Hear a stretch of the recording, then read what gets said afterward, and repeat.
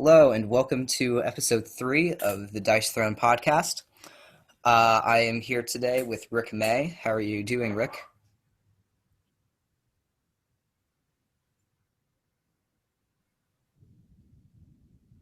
Good. I know we have had some major technical difficulties tonight, but I think this is the one. I really do. I think this is the one that's going to make it. Seventh time's the charm, I guess. Alrighty. Or maybe not. I think I Yeah, may have already lost you. Oh, there you are. I'm here. So this episode is on. By the way, I'm recording this from my end, so if any technical difficulties are happening on Rick's side, they're not. They're happening on my side. Uh, so Alrighty. So this episode we're going to be talking about general tips for playing Dice Throne. These work with most characters. They're very general. A lot of them are about CP and card economy. Obviously, these don't apply to every character. Probably the CP economy part will not apply if you're playing as the Shadow Thief, where your greatest opponent is the max CP count. Yeah. Anything you want to say, Rick?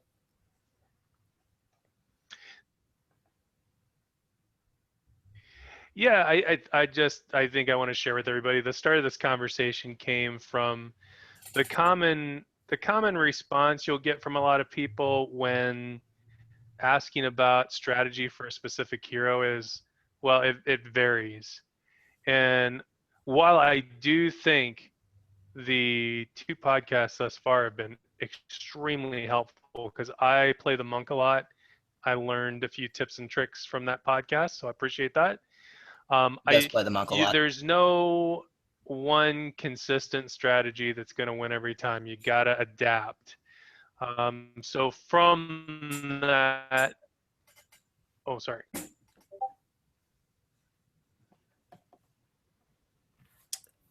Yep. And AJ, you're breaking up for me a little bit. I don't know if that's on my side. Okay. That is probably on my side. Assume that technical difficulties are on my side. I'm just going to go right in. If I start to lose Rick, I'll hit. I'll pull the plug. I'll pull the plug. Alrighty. And I apologize for all these technical. If this is the one that makes it through, I apologize for all the technical mumbo jumbo. This is probably a testament to how unprofessional this recording is. That's all right. Okay, so the first thing we're going to Well, talk about... no matter how professional you are. Yeah, it happens. Yep. So the first thing we're going to talk about is adjusting to the current game state, and this is basically a lot of thoughts about how you should change your strategy depending on what has happened around you. This is a lot of things, including how many turns has the game lasted, how much health do you have, how much health does the opponent have, if your opponent is a Shadow Thief, Pirate, or Artificer, how far are they in their setup, and various other things that apply to certain characters.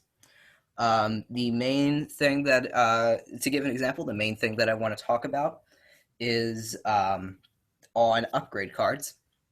So over the course of the last 2 episodes, a lot of the upgrades I and the other guests have talked about. We usually say at the very end when we're done talking about them, do we play them or do we sell them? And a lot of the answers to those are, I'll play them if it's early in the game. If it's not, I'll sell them. This is because generally upgrades reduce in value the longer the game has gone on. Because the longer the game goes on, the less turns there will be before the game ends. Therefore, you'll have less chances to use your upgrade and less chance to get your money's worth. Yeah, for sure. And on top of that too, or in line with that, I have recently started to put more emphasis on playing upgrades out early in the game and saving my card manipulation or my dice manipulation cards Yes. for mid to late game. Yep, and we'll get back to dice manipulation a bit later.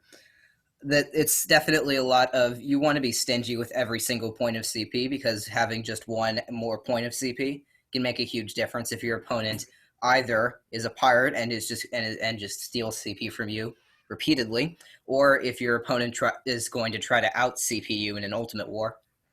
I define an ultimate war as a situation where one player gets an ultimate, the other player plays a card to mess with it. The first player plays a card to change it back to an ultimate, etc. Yeah. In that case, the player with more economy wins because they will just outplay the other. Yep. Having that CP is helpful. So it's very important to consider what you're spending it on. Yep. Another thing you want to think about is what can the opponent do and what can they not do. A good thing you want to do is occasionally ask to look through the opponent's discard. This is very helpful in specific situations where your risk taking is dependent on whether or not the opponent could possibly have a certain card in their hand. This applies, for example, if both players are at 15 health. Player 1 is the Barbarian, and Player 2 is the Pyromancer. The Pyromancer is notorious for having almost zero defensive options. The only defensive option in her entire moveset is the card Not This Time. If you play it, you prevent 6 incoming damage, which is huge, and it only costs 1 CP. The Barbarian has an effect called Reckless, which does exactly 15 damage, but he also takes 4 damage back. The Barbarian may want to check the Pyromancer's discard and see if the Pyromancer has played Not This Time yet this game, or it's in her discard for some other reason. If that is the case, then he can go ahead and use Reckless safely because he knows the Pyromancer will not have a response unless they transfer an evasive or something. If Not This Time is not in their discard pile, he should assume by default it's in their hand and try to go for a slightly safer option. That isn't Reckless. Yeah. Don't always be reckless. Yes. Sometimes it's better to be conservative. Yep. Especially when you're dealing with a character like Pyromancer, where Not This Time is the best card in her deck because the opponents don't see it coming. Yeah. Another thing you might want to think about is we're gonna talk a bit more about this later. If the opponent has Getting Paid not in their discard pile and they have 0 CP, you should act as if they have 2 CP. This is because Getting Paid is an instant card, so you can play it at any time. You can hold it in your hand and play it. You can play it to gain the 2 CP and then spend the CP on something instantly. So, for example, I might have I might be in a situation where the opponent just got an ultimate and they think it's completely safe because I have 0 CP. In that case, then I can just play Getting Paid to go up to 2 CP, and then I can play Helping Hand or Tip It or So Wild, and suddenly they don't have an ultimate. If the opponent has Getting Paid in their discard and they have 0 CP, they have no response to you, and if you roll an ultimate, they probably will not be able to mess with it. This does not apply to various characters. The Shadow Thief, you also have to worry about Shadow Coin, which is a character-specific card in his deck. It's basically a better version of Getting Paid. For the Vampire Lord, if she is mesmerized, she has a 33% chance to mess with your dice for 0 CP. And the pirate, I don't think the pirate has anything special. She has Ransom, which is another card to worry about if you're counting how many ultimate stoppers are in your deck. Yeah, because that's the one. That's the one, if I remember correctly, and I don't play the pirate a whole lot, but that it forces you to pay CP or you have to re-roll a die. Yep, so Ransom is a 1 CP roll face card. The pirate chooses a die. The owner of that die may either pay the pirate 2 CP, which means the pirate steals 2 CP, which is huge, or that die gets re-rolled. It's basically just a Helping Hand, but slightly worse, because the opponent has a choice to pay for it. Yeah, and if you know your opponent doesn't have the money to pay for it, it doesn't look like they do. Yep. Then it may be a ransom where you're not planning on getting the CP for it. You're just planning on making them pay. Yep. And when you're playing Ransom, that's another situation where you want to think about if the opponent could have Getting Paid in their hand. Yep, exactly. Getting Paid is a very powerful card if used in the right hands because the CP comes out of nowhere. Yeah, and I hate to jump ahead, but I know one of the things we were going to talk about too was card timing and saving those instants to play when you actually need them. A lot of new players will tend to just play the instants out immediately. Oh, I've got Getting Paid. Well, why not play it right now? Well, because it's the element of surprise. If you keep your opponent with imperfect information about what you have the capability to do, the more of that, the better. Yes. Because a lot of dice thrown is risk taking. We'll get to that later. And by the way, feel free to jump ahead. We have notes here, but this is just a guide. Yeah. Um, yeah. Yeah, it's so. I mean, one of the tricks I like to pull all the time with the barbarian is I like to hold on to a feeling good card because it gives the opponent a Oh, sense that I have less health than I potentially can. Now, yep. granted, that card could be worth more health sometimes than others, but it's a nice little just kind of pull it out at the end to save yourself when they don't think you Yep. can do it. That's a case where the opponent does exactly enough damage to kill you if you pull out a feeling good. Yep. You basically are guaranteed to survive unless they play an attack modifier. Yep. Um, and yeah, another thing that I don't actually have in my notes here is how many attack modifiers are in the opponent's deck. If the opponent has no attack modifiers in their deck, they cannot do more. They have the inability to do more damage than what is printed on their effect, plus what is printed on plus all the status effects that are in play. The Shadow Mhm. Thief has 0 attack modifiers in his deck. I don't know if there's any other character that has 0. The Monk has Oh yeah, I'd 0 never attack thought about that modifiers. before. The Monk has 0 attack modifiers. The Paladin has 0 attack modifiers. The Tactician has 0 attack modifiers. Um, that's it for season 1. Season 2, Gunslinger definitely has attack modifiers. Yeah. Lotus Samurai. Yeah, Tactician doesn't have any. I think Huntress has 2. Um, Pirate has a ton, of course, because Pirate. Yeah. I don't think. Oh, I don't think the Artificer has attack modifiers. I'll get back to that one. I might pin a comment or something. Yeah, and I play the Artificer a lot too, and I'm not 100% sure on that. I know they have prevention cards, Yep, they have but I Robo don't. Revenge. Yeah, but I don't know about attack modifiers. Yeah. Because really, with a lot of those heroes that we mentioned, they've got through their status effects or companions, they've got their attack modifiers kind of covered. Yep. Because the Monk has Chi, the Shadow Thief has Sneak Attack, the Tactician has Targeted, and Mm-hmm. what was the last one I mentioned?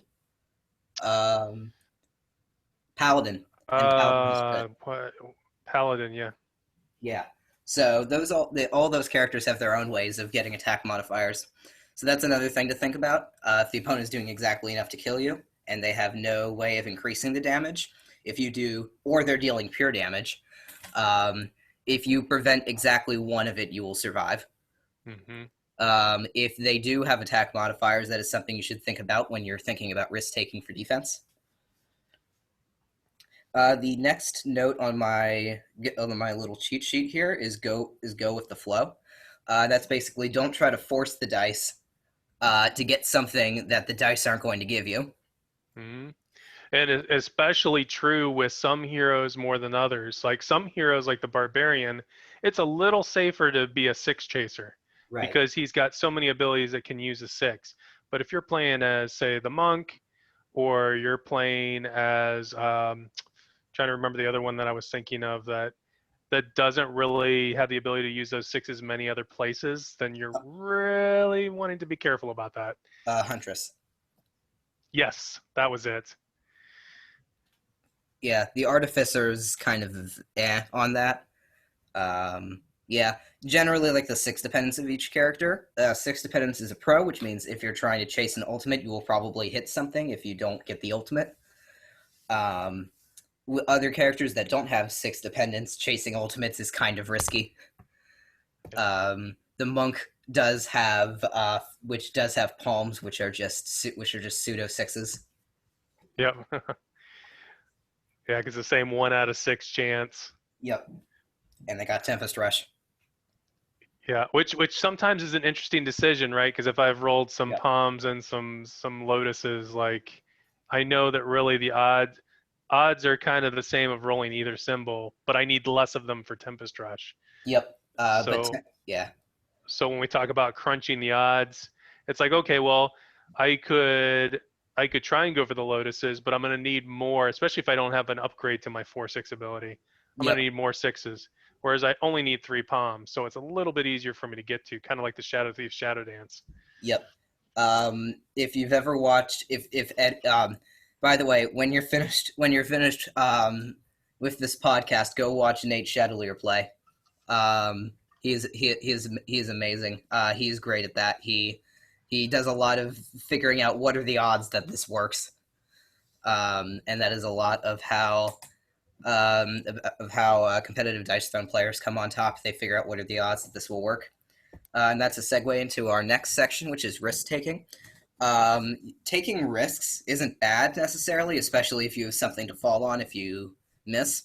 A lot of what I end up doing is I rolled 3 6s and I have a 6 in my hand. Therefore, I am guaranteed to get at least something, even if I miss my remaining 2 rolls. But I will go ahead and take those 2 rolls anyway, because if I roll a 4th 6, I can get an ultimate now. That is technically a bit of risk taking, because if the opponent has a dice modification, because if you lose those 2 rolls, the opponent could use a dice modifier card and ruin your day. Yes, yeah, I've had that happen quite a few times. Yep. Yeah. Very unhappy moment. Yep. But generally, risk taking is an awful idea if you lose the risk. If you lose the risk and you're in a bad situation, you should probably not take the risk in the first place. That's a situation where you've rolled 3 6s, but you have no dice modification cards, and you only have 1 roll left. You have a 1 in 3 chance of getting something, but you have a 2 in 3 chance of whiffing, and as we're about to talk about, that's a very consequential loss. Yeah, yeah, and with the odds thing too, and this kind of goes in line with what you're talking about. I often look at the dice in multiple ways. Like, what are all the potential things I can do? The more options I leave open to myself, the better. When you're dealing with abilities that are symbol based, sometimes you're going to want to keep specific. Look at the numbers and keep specific numbers so that you could also possibly roll into a straight. Yep. So try to set yourself up to where you've got some backup options where you possibly can. Yep, and if you accidentally fall on an ability that's better than the one you're looking for, do not be afraid to take that one instead of risking to get the ability you were going for in the first place. Mm-hmm. If you keep a 4-5 in an attempt to go for something, and you roll a 1, 2, 3 on your second roll, keep the large straight. Yeah, what you're going for is probably worse than your large straight. Yeah, large straights are usually pretty good. Yes. Yeah. Right. The next thing we're going to talk about, this is like moving into a different section, is whiffs. Shout out to Jace Wenborn. He is the entire reason this section exists. He is our resident Dice Throne stats nerd. And I say that lovingly. Basically, a whiff is defined as taking your offensive roll phase, using all 3 of your rolls, and then not having an ability to use, thereby skipping the entire roll phase. So that's what a whiff is called. So Jace, what he does is he has a bunch of stats from every online tournament that has been run, and he basically just publishes his findings on trends from those stats. And one of the major things that has stayed true throughout most of the findings he's published is that. So going back to the first one, I think I saw analytics for, which is Dicepocalypse. Am I getting this right? Dicepocalypse? You mean the very first tournament that Thomas ran? Yep. Yeah. I'm not sure what the name of that one was, but yeah, that was kind of like the beta tournament there. Yep.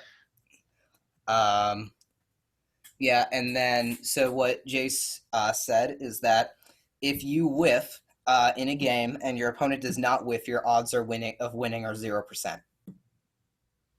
Obviously rounded, but still, that's saying if you whiff and the opponent does not whiff, your odds of winning are slim, which kind of speaks to how important not whiffing is, especially with characters like the Shadow Thief.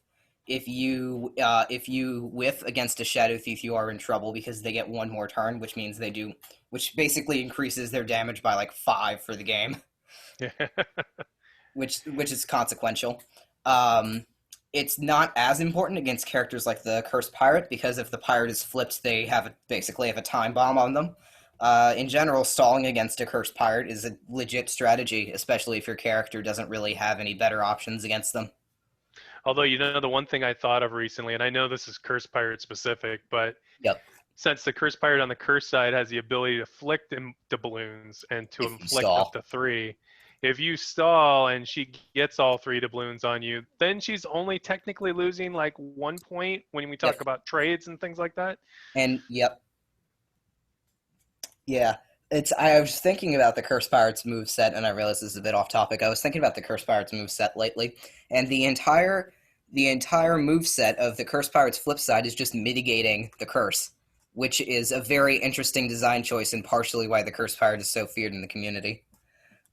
Because if you have 3 cursed doubloons and a wither, the Curse Pirate is netting a 0 on the curse. If you have a cursed doubloon 2 and 2 withers, they're netting a +1, which is scary considering they're supposed to have a downside on the flip side. Anyway, so yeah, Yeah. whiffing is bad. Never try to not whiff unintentionally. Obviously, the dice can mess you over, but like we were talking about, like if you have 3 sixes and 1 roll left, you should probably not chase an ultimate. Because I would rather use a weak ability than miss the ultimate whiff, and then the opponent gets a free turn. Yeah. And Um, oh, Go ahead. sorry. I was going to chime in here with the strategy tip too, that whiffing a bad 99% of the time, but there is that 1% where whiffing may be beneficial to you.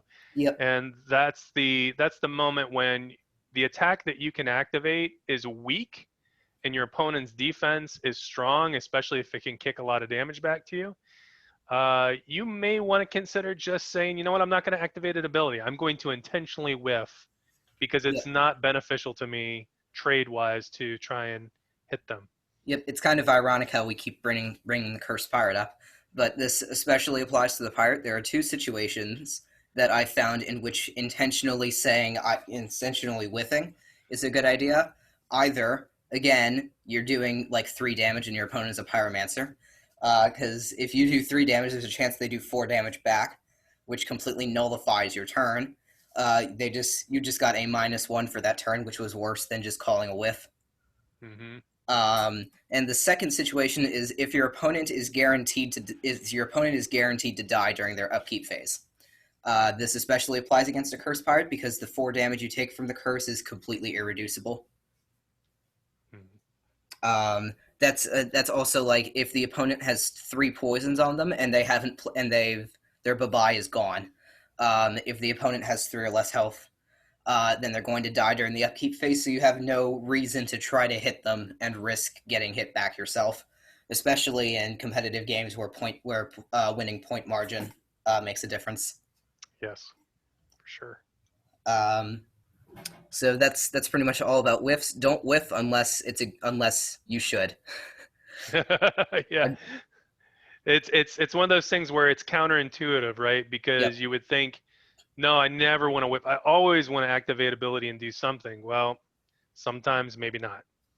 I actually just remembered in the season 2 version 2.1 rulebook. I don't remember if this is in 2.2 or not. In the 2.1 rulebook, it actually says a tip that using a weak attack against opponents with strong defenses is not advisable. Yes. So you heard it from Nate and Manny, folks. It's not so much of a strategy secret as some of the other things on this list. It's one of the ones they give you. Yep. Alrighty. Next topic is on card timing. I think we talked about this a bit earlier. But this is basically the idea that you shouldn't play cards unless you need to. Instant cards can be played at literally any time, so you should use that to your advantage. Some instant cards, such as Double Up or Triple Up, are beneficial to play immediately because the cards you draw are likely to not be instant. Mm-hmm. However, some cards like Getting Paid and Tippet you should hold on to and use at the last second. Getting paid is especially helpful, and it's a strategy that I have picked up very recently. If you have 0 CP and getting paid in your hand, you actually have 2 CP, but the opponent thinks you have 0 CP and might make a poor decision based off of that. Yeah. Yeah. Um, yep. Another thing to think about is when this is something that's actually not on the script, but oh well. Sometimes you have to think about whether or not you want to play a card during the main phase 1 or the main phase 2. Sometimes Yes. there's no reason to play a card during the main phase 1. You would want to play it during 2 instead. This mostly rings true with defensive role upgrades. If you play a defensive role upgrade during the main phase 1, you've probably made a suboptimal decision, unless, yeah. I guess the only reason you would want to play a defensive upgrade during your main phase 1 is if you think the opponent has a ransom in their hand. I don't see why you would want to do it otherwise.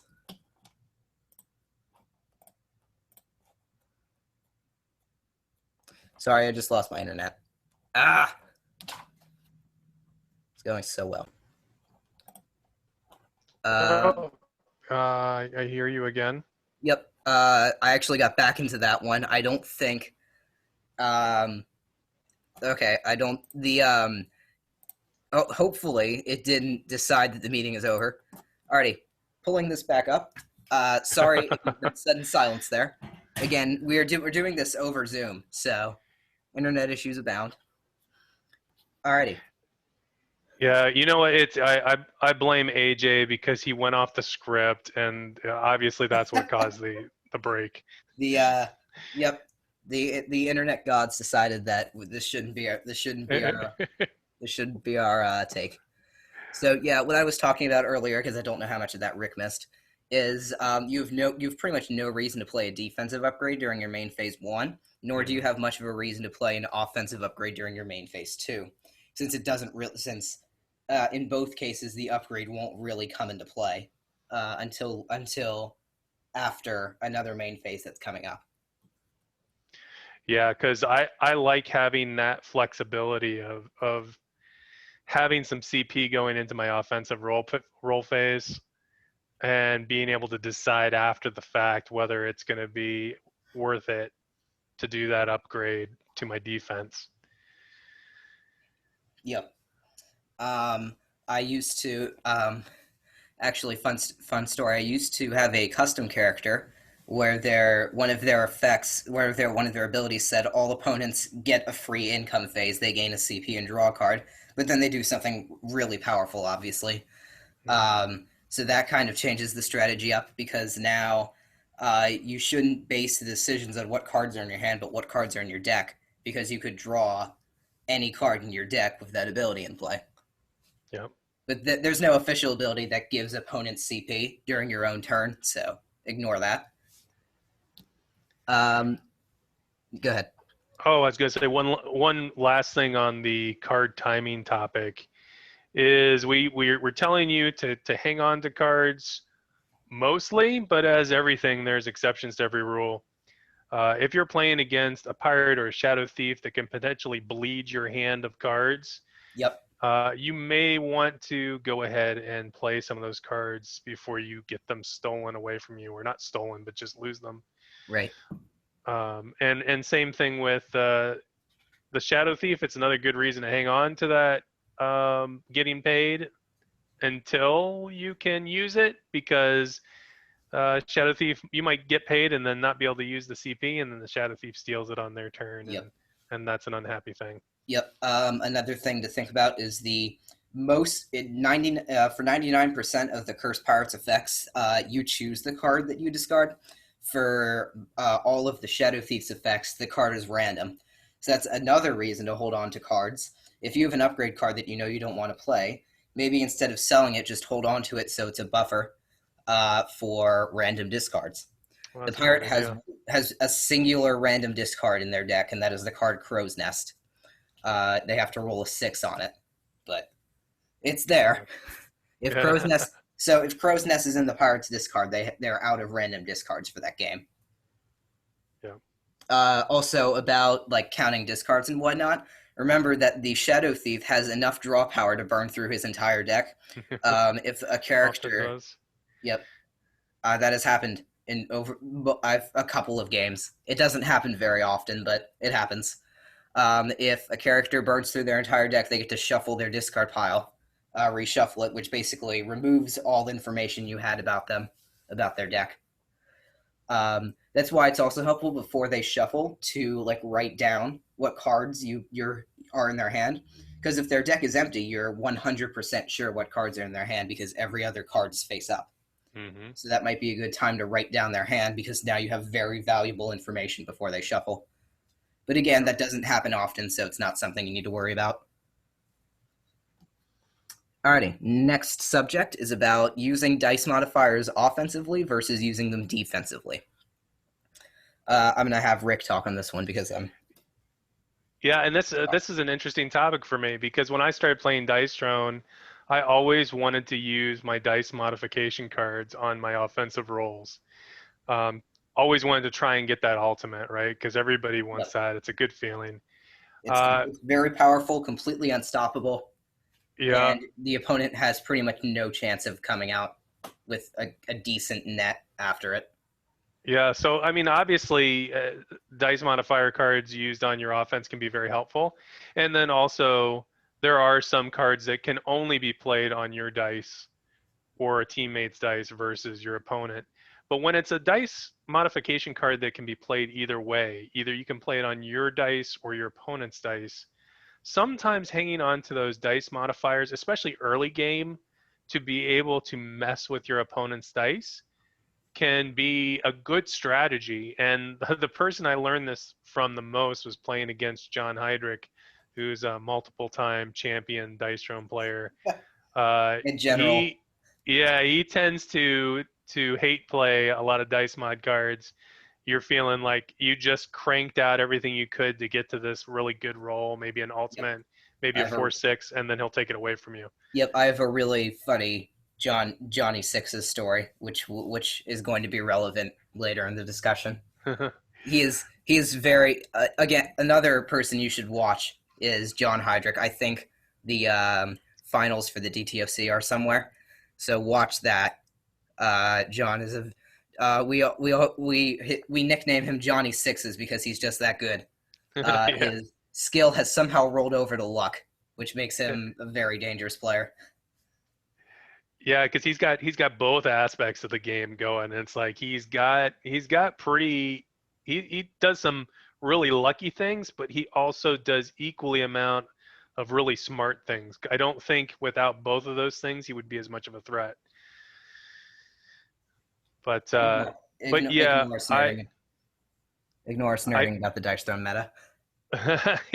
he was definitely the one that taught me about using a tippet on your opponent or a so wild or a twice as wild on your Yep. opponent. And I used to feel really bad about it, especially twice as wild. But if you can use that twice as wild effectively to give your opponent a whiff, well, we go back to our earlier point. Yep. Whiffs are very bad. Making your opponent whiff is very good for you. Yes. Um, by the way, Rick just named almost all of the cards that can modify both your dice and the opponent's dice. The full list is Tippet, So Wild, Twice as Wild, and Wild Shadow. Yeah. Um, Wild Shadow is Shadow Thief only. It's basically a So Wild, but if he's in shadows, it becomes a Twice as Wild instead. Twice as Wild is probably the most powerful card in the entire game because it costs 3 CP. It's the most expensive card in the generic set, but it is amazing. Mm-hmm. Yeah. So definitely think about when to use your dice modifier cards. Don't be afraid to use them defensively. A lot of times that can work to your advantage because like we said, a whiff is really bad. In fact, a whiff by your opponent is probably better for you than you even rolling an ultimate for yourself, Yep. based on what Jace statistically kind of laid out from his Yep. observations. Yep. Jace's statistics included. If you rolled an opponent, if you rolled an ultimate against an opponent who did not roll an ultimate or whiff, your odds of winning. No, if you did not roll an ultimate against an opponent who did roll an ultimate, your odds were like 10%. So not whiffing is more important than rolling your ultimate. Because if you roll an ultimate, you've knocked your opponent's odds down to 10%. But if you whiff, you've knocked your odds down to 0%. Obviously, these are just like statistics. These are sizes or everything. If you whiff and the opponent does not, your odds of winning are not 0%. Yeah, you Literally, still have a chance. Don't give up. yes. It's just Literally zero. it's just you're gonna have to play a lot smarter and a lot harder to get to that victory than you were before. Yep. Um, so our next topic is know the opponent. This is the actual like know the opponent is a lot of like social, like playing against the same actual real life person multiple times, and like knowing what their general what their general trends are. Um, but if you haven't played against your opponent before, you should at least know the character they're playing as. That is one main reason why it's very beneficial if you want to get into competitive Dice Stone. It's very beneficial to be able to play all 14 characters competitively instead of just 2. Because if you can play all the characters competitively, you also know what they're capable of, and therefore what your opponent is capable of. Yeah, and that brings up an interesting little side topic that I was going to ask you about. There's been I think it was actually talking to Jace today that I was talking about how I hadn't played a lot of Dice Throne. He said, "Well, don't forget you can play Dice Throne solo. You can play against yourself." Yep. Um, I haven't done that too much, but I could see where that would be beneficial. Have you, AJ, done any games versus yourself just to Um, learn characters a little better? Not necessarily like I'm playing as one hero and then I'm playing as another hero, but I did code a Dice Throne dummy, which is linked in the description. I did code a dummy. Basically, it just has buttons, and when stuff happens, you press them, and it basically fights as a pseudo character. It helped to playtest customs actually because I checked to make sure it was balanced with the official set. Yeah, Um, I forgot that you had put that out there, but yeah, that's a cool yes, little tool you built. yes, it's because I made it on a very unprofessional program. But it's just web browser, so you could like use it on your phone or something. Yeah. Anyway, so yeah, knowing what your opponent is playing as is very helpful. And we have been talking a lot about various different characters and jumping around, and that is just general knowledge of every character in the game is very helpful. It also means that the best competitive players unfortunately also own every character. Yeah. At least, yeah. I mean, it's not really necessary that you own everything to start getting competitive, but knowing what your opponent is capable of is helpful. You can also play on Tabletop Simulator because it has some characters that you may not own physically. Yeah, because I remember one of the fun things was when I got my copy of season 2 from the Kickstarter and was so excited, and then breaking out all these heroes that we've never played as before, my friend and I, Yep. and it it gave me the experience of, oh, this is what it's like to be a new player again, because Yes. I'm like, I don't know what I can do, I don't know what you can do. Yep. This is interesting. Yep. But That was my experience when I was playing with the ninja. Uh, the first time on the official Tabletop Simulator mod, which, by the way, has the ninja. If you yes. want to prepare for a character that doesn't exist yet, there you go. I also feel like it's going to make the ninja a lot worse once she does actually come out because so many people already know how to fight her effectively. Yeah, I because think. even though the Treant got released as a PNP with season 2 backers, even if you have that PNP, which I do, Yep. you're getting a very early prototype version of it, and what Yeah. you're going to see in season 1 rerolled is probably going to be very different from what your print and play is. Yep. Yeah. I do. I did try the print and play, and it's definitely It's like I did get a new character feel from it, but you could see like there was a lack of polish there. So I'm excited to see how people handle season one reroll treant. I think that one is going to hit way harder because there are so many really competent artificer players, and B, no one really knows how to play against the treant. So I think the treant is going to hit really hard in the competitive scene. And Treant, and I think they kind of built Treant and Ninja both with Dice Throne Adventures in mind. They have a Yes. lot of abilities that can benefit their teammates. Yep. So that'll be kind of Target cool to see player. how that works. Yep. Yep. Alrighty. So next thought. So that's basically, basically know what the opponent can do. It's helpful, and it also helps for card counting, etc. If you've ever played against a Shadow Thief for the first time, they have a lot of extra tricks up their sleeve you have to worry about. Because Shadow Coin and Wild Shadow basically destroy a lot of the stuff we've told you about so far, because they basically have an extra getting paid and an extra wild. Yeah. Alrighty. Next thing. I just have save rolls. Rick, do you have a bit more description? Because I forget what that was. Rick rolled. We'll talk about save rolls. Sometimes, even if you're not playing the samurai, you sometimes want to just use all three of your rolls to get the most optimal thing possible. There are a few occasions, very scenario specific, where you may want to leave yourself one roll and take an ability that might not be as strong if you think your opponent might be able to mess with it. Because if your opponent messes with it, you want to be able to have one more opportunity to change those dice and get something. Yeah, the samurai is one of those characters where he like teaches you to force you to do something. Like the samurai forces you to be conservative with your rolls. The shadow thief forces you to be stingy with your CP.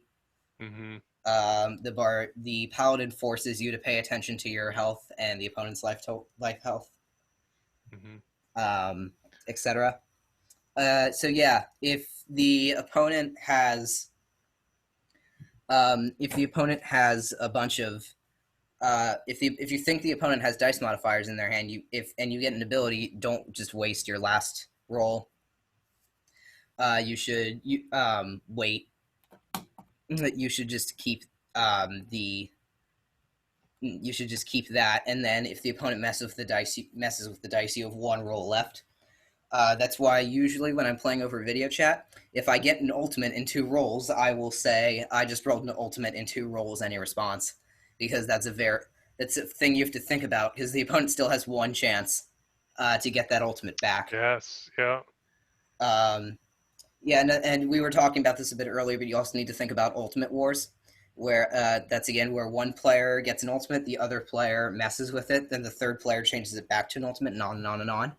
That's why it's helpful to save up your dice modification cards, because if you win an ultimate war, it can be very beneficial, especially if it results in a whiff.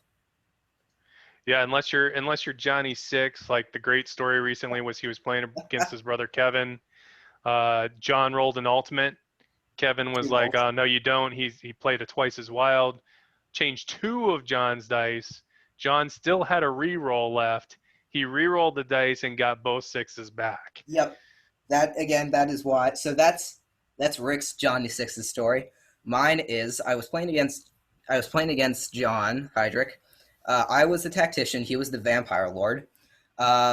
He rolled an ultimate with the vampire lord. He rolled an ultimate with the vampire lord. He had 3 blood power. He spent 1 blood power to increase the damage from 12 to 14. He then resolved the main flashy effect of the ultimate, which he gets to search his deck for any one card. He searched for limb from limb. He searched for limb from limb, played it, rolled for it. He got 4 claws, so that increased the damage to 16. It also inflicted bleed. And then, it also inflicted bleed.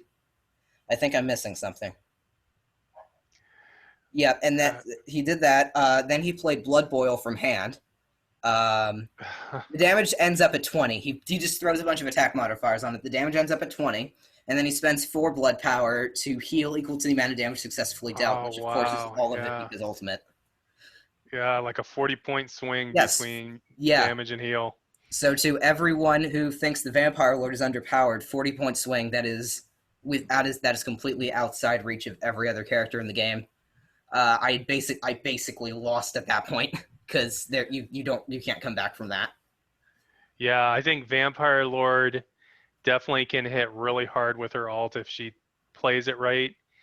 The only other hero that I fear that much with their damage doing ability is the Shadow Thief when they got a Yep, full 15 CP dial and they yep, hit their ult with that.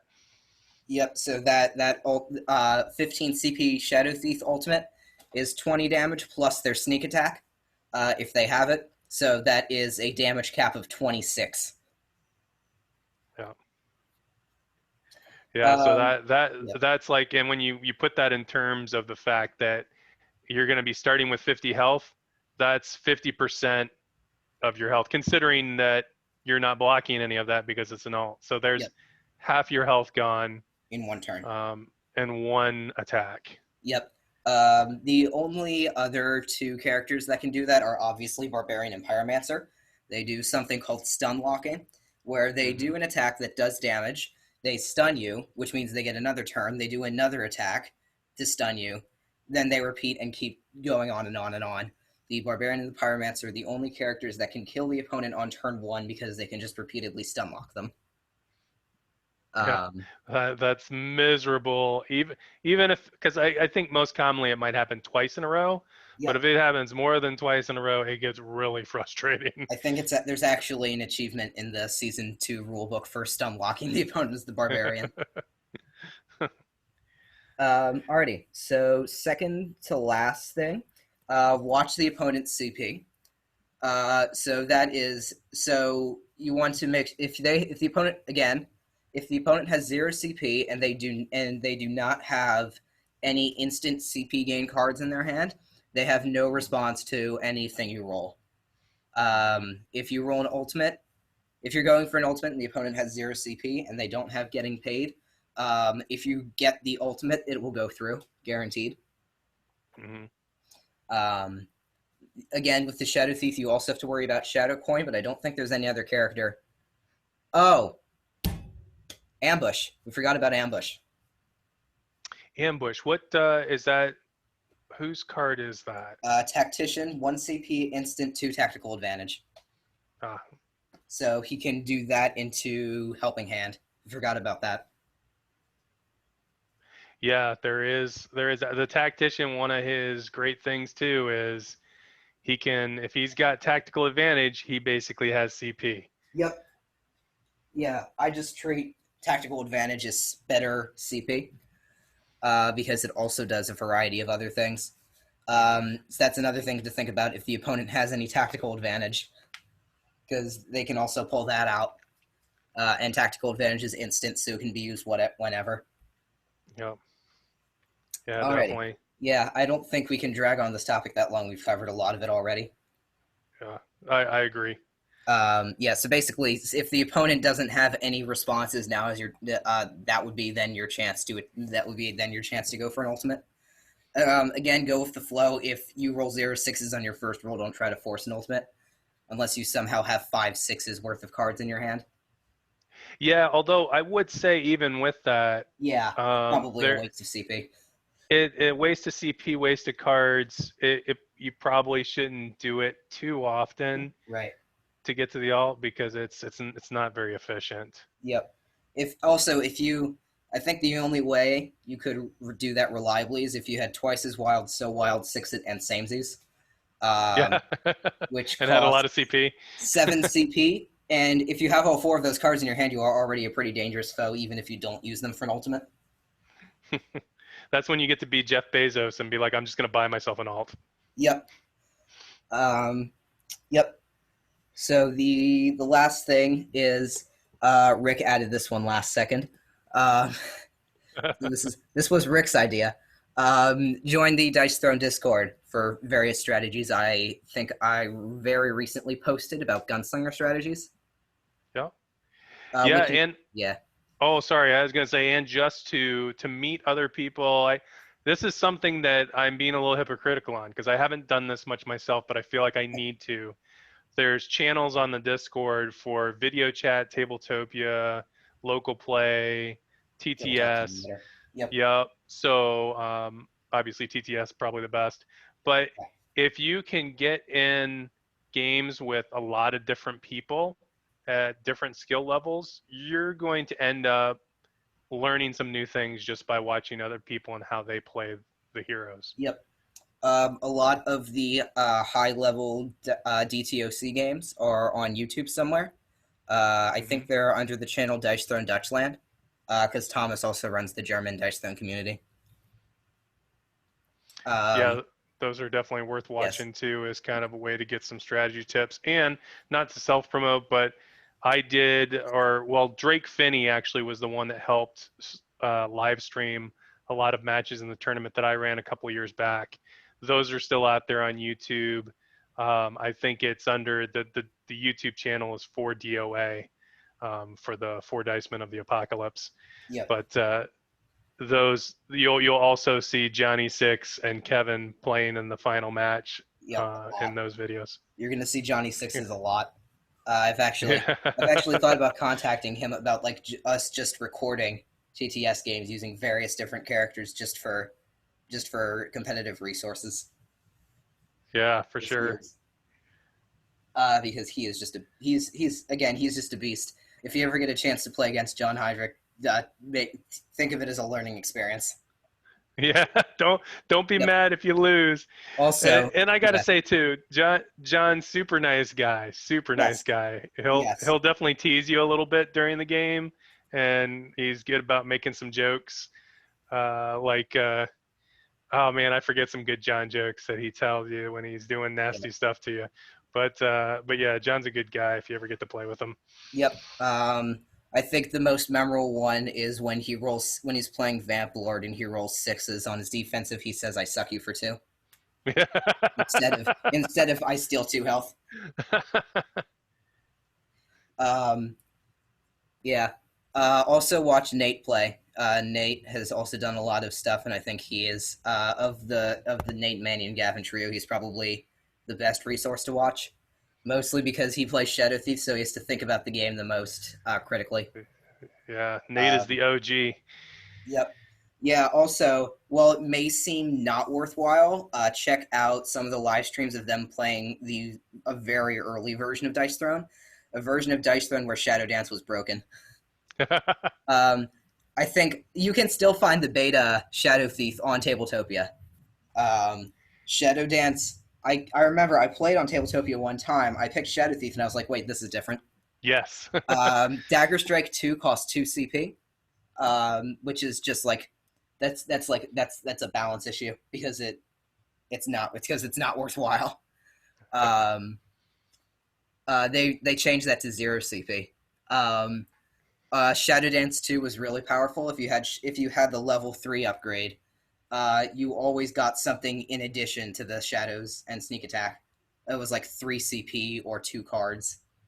Mhm. Um, so yeah, watching those beta games is also helpful, even if not as helpful as watching the actual final version. And again, Yeah, and just I think this. yeah, Oh, sorry. Go ahead. Go ahead, AJ. uh, and just actually play games. Playing games is the best way to get good at them. Try messing around with different characters, even ones you don't plan to play with competitively. We've been talking about for like an hour about this is going to be a very long podcast episode, by the way. We've been talking a lot about general strategies that work with every character. So by that logic, playing any character will make you better at the game, even characters you're not planning to use competitively. Yeah. And one final tip I would give, especially for all you new players, in case you were wondering, nothing can stop an ultimate besides changing the dice. Blessing of Just Divinity can thought I stop an might need to ultimate. throw that out there. Blessing What's of that? Divin- Blessing of Divinity can stop an ultimate.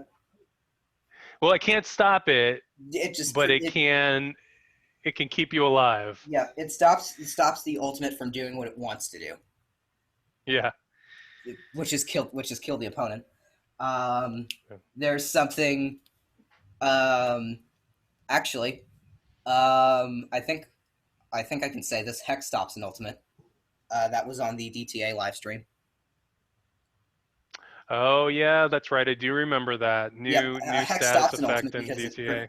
because it prevents you from rolling it in the first place. Yeah, you can't roll sixes with X. Yep.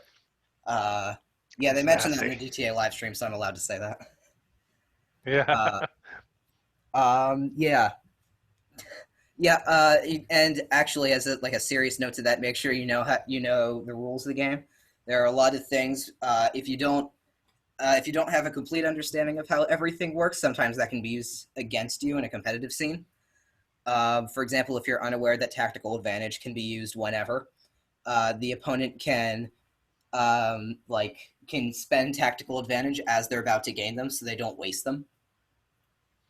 Yeah, or if you say what status effects on their tactical advantage, they can be I'll like, spend them oh, all. okay, I'm just going to I'll spend spend them them for 5 CP. because instant versus main phase card.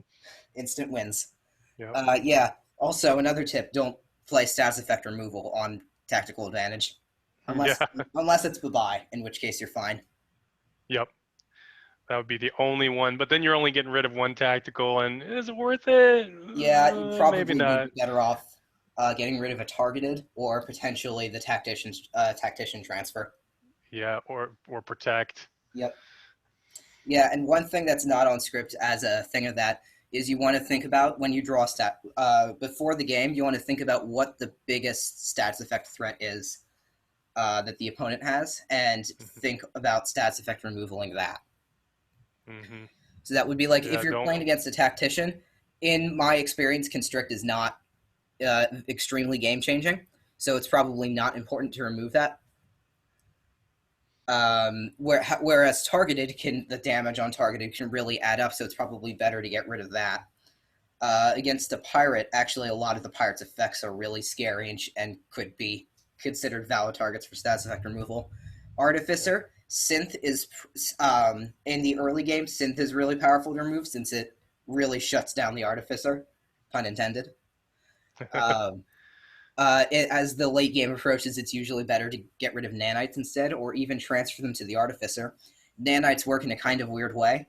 If the artificer has a nanite on himself due to a transfer, when he uses nanobot, he takes 1 damage from that nanite. Because it detonates all nanites, not just the ones on opponents. Yeah, yeah, and I was gonna say too, another maybe new person mistake is if you've got knockdown on you, and the only way that you can remove it is by playing bye or what status effects. Don't bother because you're gonna have to pay 2 CP regardless. Yep. Keep your status effect removal card. Just pay the 2 CP to get rid of it. Also, another tip, unless you have both knockdown and concussion, which can never happen in a 1v1 game. Actually, I guess it can, but whatever. If you have both knockdown and concussion, unless that is the case, you can always pay to get rid of knockdown, and it is always a good idea. As we said before, whiffing is bad. Not even getting a chance to not whiff is even worse. Yeah. So always pay for knockdown, even if it costs you a card that you have to sell or something like that. Yep.